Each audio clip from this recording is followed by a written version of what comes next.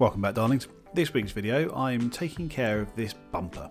Now, this is the boot lip from an Audi A6 of a dog walker, and that is what's caused all of those scratches. It's a great example of why a small piece of PPF or a boot liner with a fold down lip, or even the scratch plate that a lot of these manufacturers sell, you'd want to put on here to save you from this.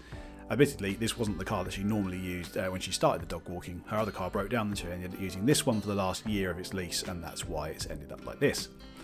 Anyway, get to this point here, I've already rinsed this, washed it with McKee's M914, I've deconned with a clay mitt, and now I am flattening it back and wet sanding with a 3000 grit Rupes disc on a auto finesse hand puck. Could have gone with the 2000 grit and then up to the 3000 if I'd had it with me. I thought I did, but when I got there, actually they're all 3000s. So I've gone with the 3000 and it's taken it back quite well. I'm now polishing it out with the Rupes yellow wool and Koshkemi H9 on the DA.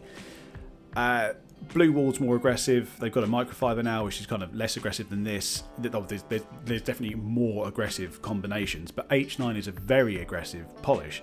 So I usually find with yellow wool that H9 and that together will get out most things, and they will need refining afterwards, obviously.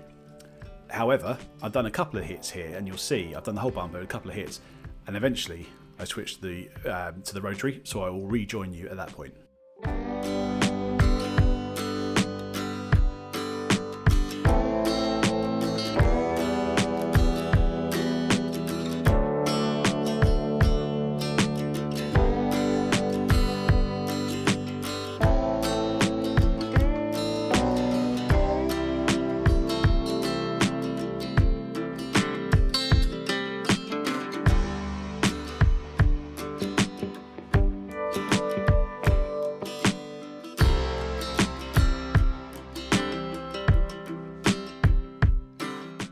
So it's the same pad on the rotary now, and as you watch this you're going to see a difference. I'm going to pop it up as well so you can see there's a real difference between how the polish looks in a second between how it's been done with the rotary and how it's gone down with the DA, and that's basically the rotary has really broken the polish down, so that's why it looks a bit greasier.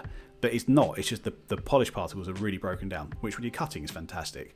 I find it hard to get the correct finish with a rotary, hence why I usually have to refine it with a DA.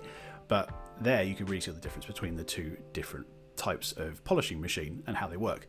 Particularly on my generator as well, which I was mobile on this one, and I find the rotary is fairly consistent in its pace off the generator.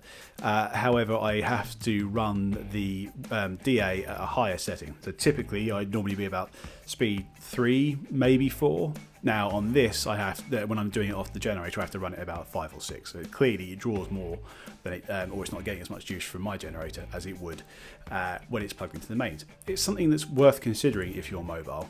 So the rotary seems relatively unfazed by such things.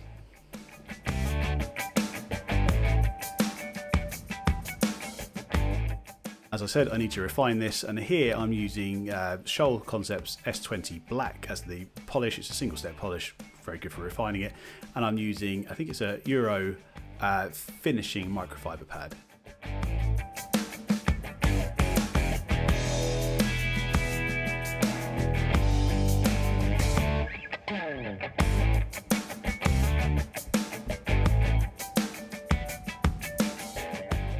So let me first give you a reminder of what we started out with, what we were working from.